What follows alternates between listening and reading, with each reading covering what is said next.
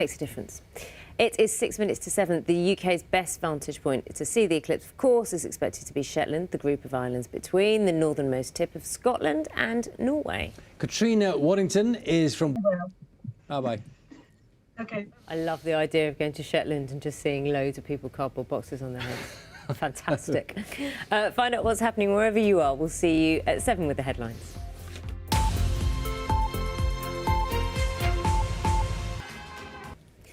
The Prime Minister Boris Johnson has given his most downbeat assessment yet of whether the remaining coronavirus restrictions in England will be lifted on the 21st of June. He said it's clear that COVID cases are rising and hospitalisations are increasing, and the government is still working to establish whether vaccines have built up enough protection within the population. Here's our political correspondent, Helen Catt. So the expertise when it comes to horticulture on this programme is stunning, really, isn't it, amongst all of us? Somebody will tell us, somebody will know better than we do, of course. Yes. See you later, Carol. Let's see, 13 Yes, minutes thanks, past Carol. 7 is the time now. Now, sexual harassment, including verbal abuse, being sent unwanted, explicit pictures. This has become normalised for school children in England. This is according to Ofsted. The school's watchdog carried out a review after thousands of reports were posted on the Everyone's Invited website where pupils can share their experiences. Ofsted's Chief Inspector, Amanda Spielman, said that there needs to be a culture change in schools. Inside tracks, even lying down to take selfies. They say that trespassing increased as COVID restrictions were lifted, so now have launched a new campaign to tackle the problem. Piers Hopkirk has more. Good morning, welcome to Breakfast with Naga Munchetty and Charlie State. Good morning to you. Time now is 7:33. The US President, Joe Biden, is in Cornwall today. He arrived last night and will be staying until Sunday. He's attending the G7 summit. So he's staying in a luxury and, as you can imagine, very heavily guarded hotel at Carbis Bay, which is near St Ives. So with them ahead of what will happen.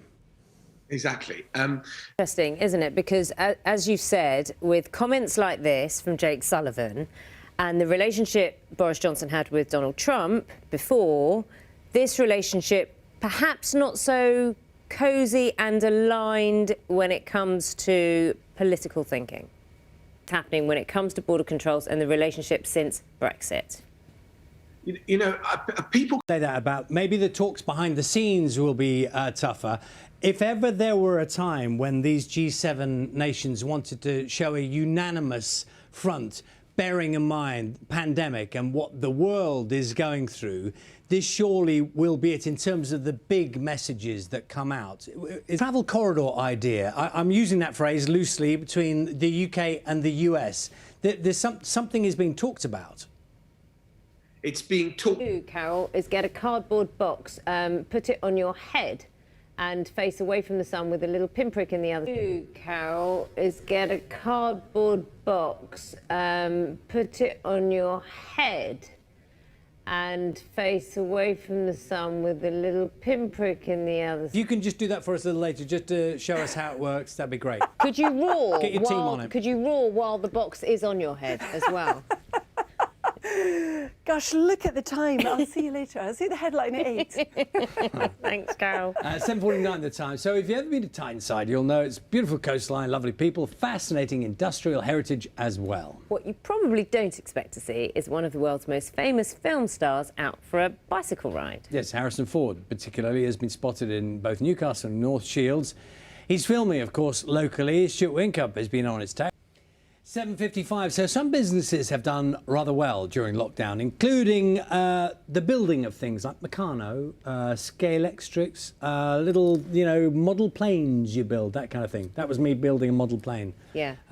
So Ben's got details on it today. He's in Buckinghamshire. Ben, give us a wave. So if you couldn't hear it properly, we'll get that cranked up for next time. So if you couldn't hear it properly, we'll get that cranked up for next time. Headlines are coming up. Good morning, welcome to Breakfast with Naga Munchetty and Charlie State. Our headline, you don't need to worry. They're actually being very, very careful because they're trying to safely view a partial eclipse of the sun. Yes, and the cardboard box thing could last for over an hour, in fact, doesn't it? Because that's the optimum time. It's an annular eclipse due to take place. That's when the moon passes directly in front of the sun, but doesn't completely block out its light. Our science correspondent, Rebecca Morel, has the details. It's one. Time now is 14 minutes past 8. Today would have been the Duke of Edinburgh's 100th birthday. In his memory, the Queen has been given a rose named after to avoid fuss. He's been talking to our royal correspondent, Daniela Rowe. Good morning, welcome back to Breakfast with Naga Munchetty and Charlie State. Good morning to you. 8:32 is the time. Morning Live follows us straight up. Well, maybe too hot. Maybe. Because it's going to get warm across the weekend, isn't it? So it'll be cooler. Yeah. So it won't be too bad, hopefully. Good luck to them all, anyway. I tell you what, the mood, the temperature of the mood with Novak Djokovic last night, Mike. I mean, I quite enjoyed it. It was great to listen to. It was great drama, wasn't it? It contrasted with the eerie silence of the crowd, which had been sent home because of the curfew. And they knew it was coming at 11 Yes. o'clock. They had to be back by 11 o'clock because of the curfew, which had been ignited. Right, So I've yeah, got this 3 wonderful times. reflection of this little light on the back of the box here. There you go. Keep spinning it for a while. Scorchio. Yes, it will be on Sunday. That sort of made the morning, isn't it? It's Didn't it 8:52. just? Many of our holiday memories, they may seem so dim and distant right now, but yours would have to go a very long way back to beat Heather Beagley's.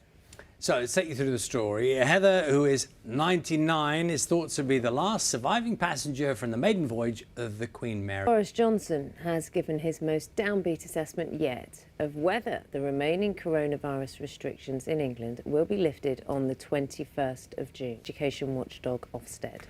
Inspectors spoke to more than... If you pick up a children's book here in the UK, the chances of it containing a black, Asian or minority ethnic character are... In children's books. Yes, definitely. It will come back. Dapo's book, we're just waiting to see if that's coming back, is called Hey You. And hopefully, Dapo is going to come back to us now. He's got us back. Yes? He's got us back. Yep. Am I back?